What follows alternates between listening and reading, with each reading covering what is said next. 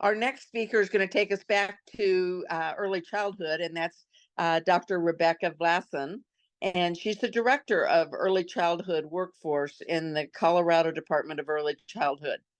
She has over 25 years of experience across complex educational systems, and including serving on the design and faculty teams for the Buell Early Childhood Leadership Program at University of Colorado, Denver. Prior to her current position, she was Clinical Assistant Director of Early Childhood Education in the School of Education and Human Development at CU Denver.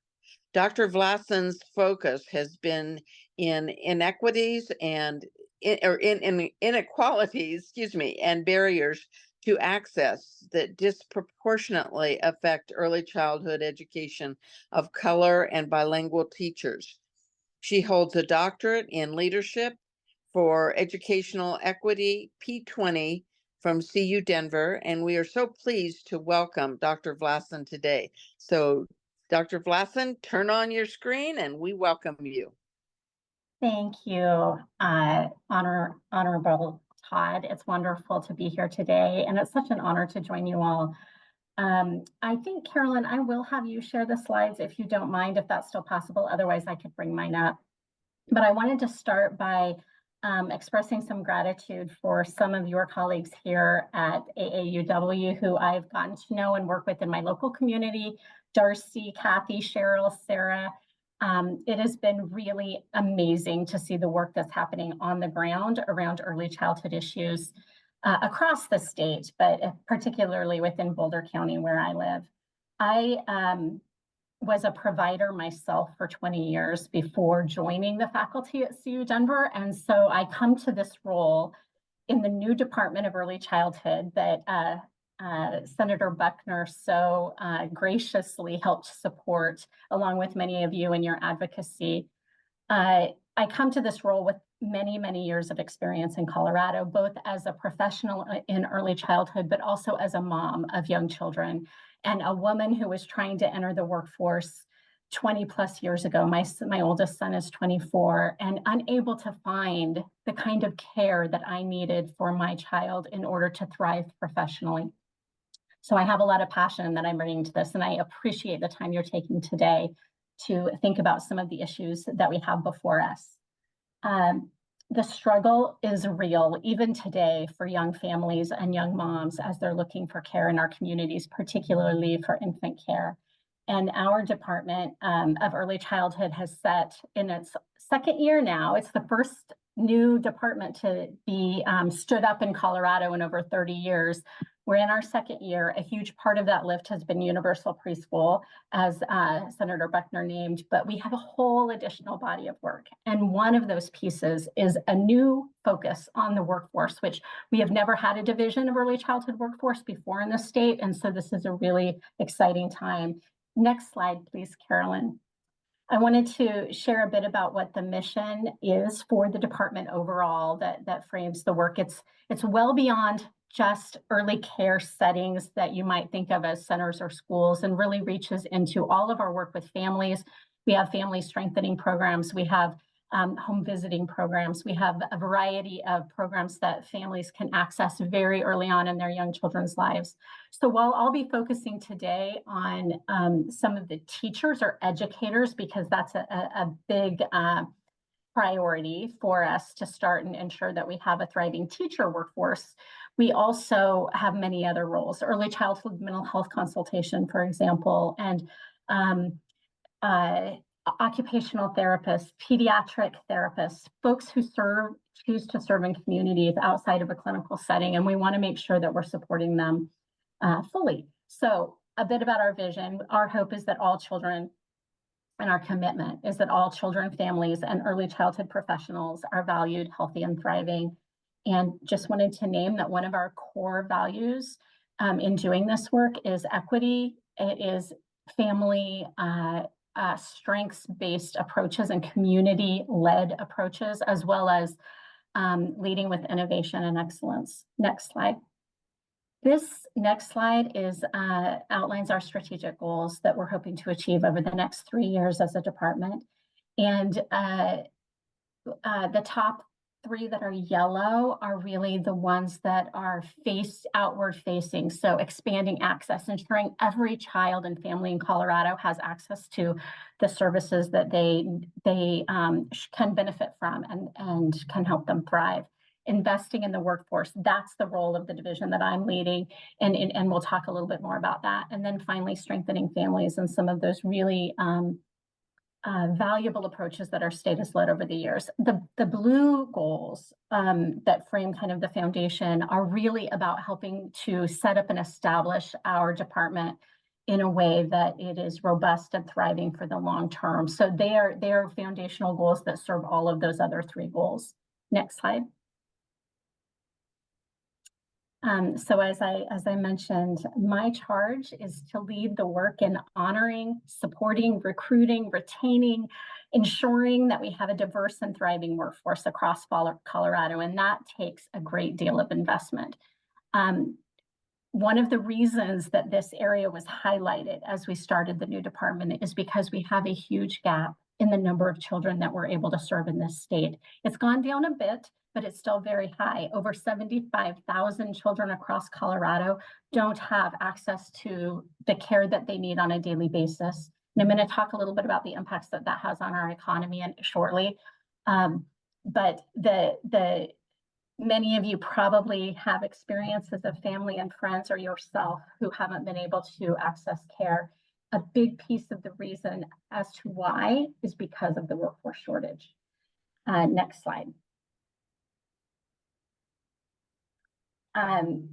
So I want to share a bit about why it's important for us to be investing beyond just having the professionals in place to best serve our communities. It really supports our economy. So it's about children and it's about ensuring that they have school readiness, but it's also about ensuring that we have a thriving economy. And I wanted to point out a couple of statistics here to support this.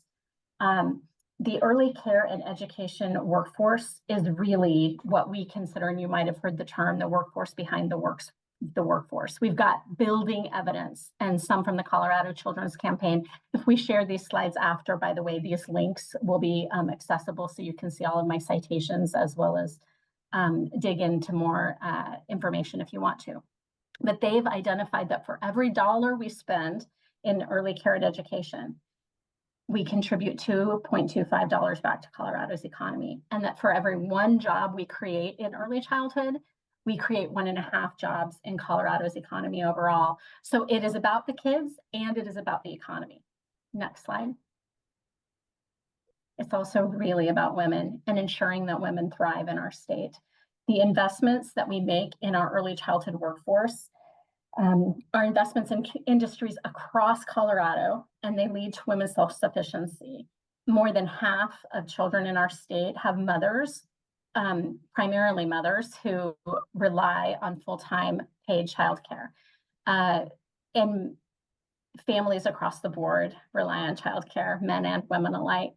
And the lack of affordable childcare has led to a drop in women, in particular, in their labor force participation significantly since the pandemic. You see here a statistic that since 2022, 35,000 fewer women are in the workforce, and much of that has been named and identified as due to lack of childcare. Next slide. This is a beautiful colleague of mine, Brenda, who has worked in early childhood for nearly 30 years, about as long as I have. And she is an example of a really strong leader within our community and an example of the 96% of the workforce in early childhood who are women, many of whom are women of color. And the investments that we make in these programs are helping to lead to their self-sufficiency as well. Next slide. I'm going to really get into the living wage for caregivers shortly, so I'm glad you're asking that question in chat. And then I want to just name a bit about thriving families. According to the Strong Nation report, the economic impact in Colorado as a result of the lack of infant toddler care that we have in our state is $2.2 billion. And this is a critical challenge because parents miss work, they have to quit, they have to scale back the way they're engaging in their work.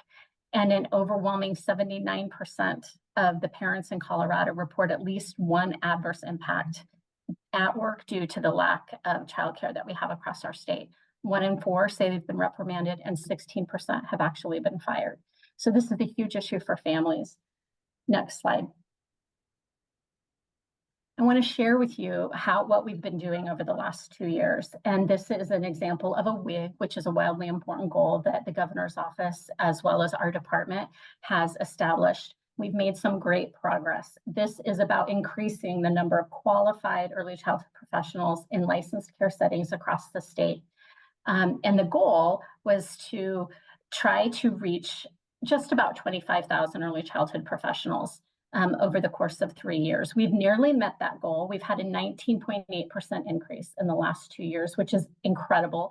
Much of that has been funded, though, by stimulus dollars. So $50 million of our stimulus funds that came into the state have gone back out into our early childhood community for things like scholarships, loan forgiveness, a variety of compensation-related efforts. We have a pilot that is looking at compensation increases and many other strategies that you can take a look at. We also designed with those funds the workforce dashboard, which will allow you, if you go to the Colorado Department of Early Childhood website, to look at our workforce statistics, demographics, retention, qualifications by your county, by your region, and by the state at large. So I hope you'll take advantage of looking at that data. It's a really strong advocacy tool for us.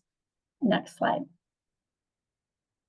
But despite that almost 20% increase that we've had in the workforce, it is a very critical moment in Colorado because we have to retain the workforce that we're bringing in. We have anywhere from 18 to 30% turnover in early childhood professionals across the state.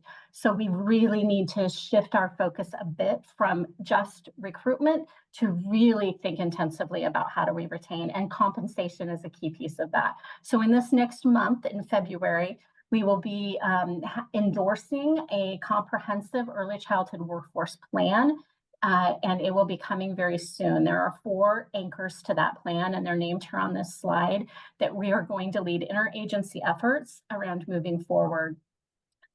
Recruitment and career paths, retention and wellness, systems, learning and leadership, and as I mentioned earlier, compensation and finance. Compensation has not been tackled in the past in the way that we really need to. Many of you may know that the median salary in Colorado is quite high, and for an early childhood professional to be meeting that median salary, it doesn't happen in any community across the state of Colorado. So there's not one community where an early childhood professional has a living wage on average. And so most of our teachers are making about the same as a parking lot attendant would make, as a dog walker would make. And that's it's just not acceptable. And you all, I'm sure, agree with me on that. So what can we do to change it? It's not easy to change compensation in a very underfunded system.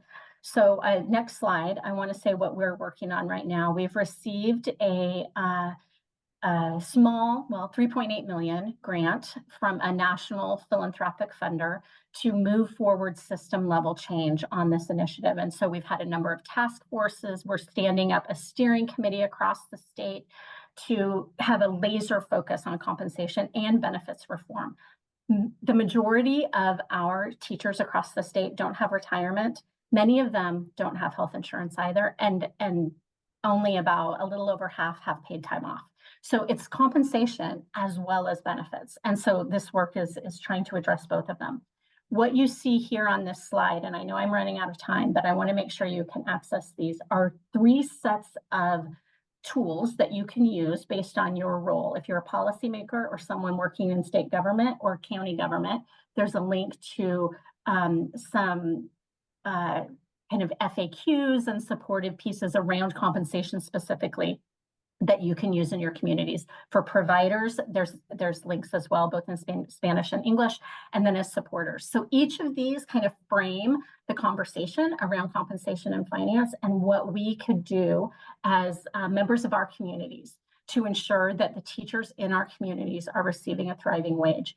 And so I hope that you will take a look at those. They're also linked on the department website, but that they can be a tiny bit challenging to find. So I wanted to make sure that you had direct links here as well.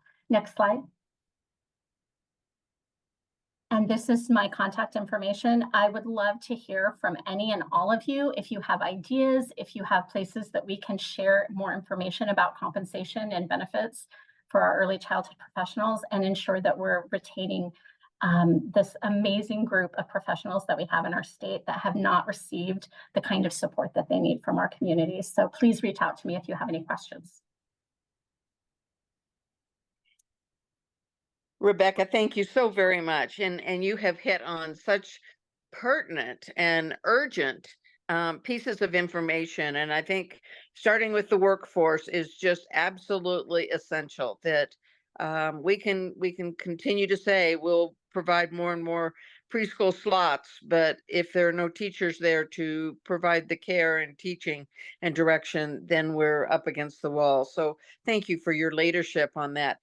Darcy, I know that we're running close to break time, but are there a couple of questions that maybe popped up that we could pose to Rebecca real quick? Yes, I liked the first question I saw in chat. Is anything happening with training teacher assistants in high school classes and community colleges? Is there a tie-in there? Yeah, absolutely. Thank you for elevating this. There's actually a large body of work happening around concurrent enrollment, and there are several innovative programs across the state in rural communities and in urban areas that are offering pathways to education.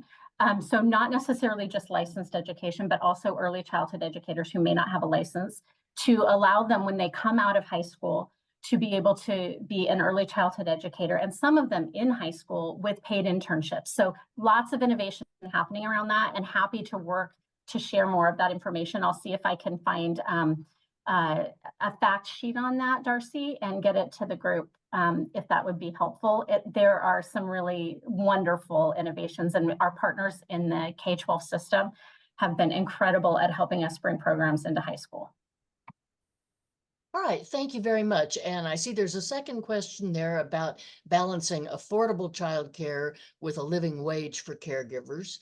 And I think that's a fairly long answer, but if you have a very short take on that. My short statement on this is that we cannot raise teacher compensation on the backs of working families. It's not sustainable. It can't happen. Our infant toddler care in Colorado already costs at one of the highest levels of any state in the country. And so we have to find solutions that are not requiring families to pay more.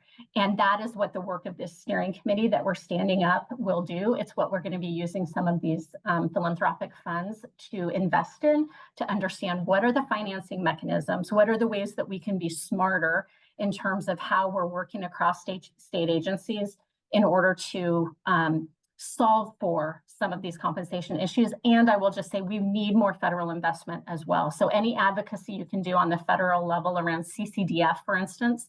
CCDF is the fund the federal fund that funds our CCAP dollars, which is the state subsidy for early childhood care. And those rates are too low to pay for a thriving wage. So we need some state investment, but we really need some federal investment and local investment, ballot initiatives, all of that, to ensure that together we can get to a thriving wage. Thank you very much. That's the end of my questions. Okay. Well, Rebecca, thank you so very much. Thank you for your leadership. Thank you for what you have shared with us today. A lot to ponder, a lot to think about. And obviously, investing in our young children is one of the greatest investments we can make for the state of Colorado and for the nation. So we thank you for taking time to be with us today.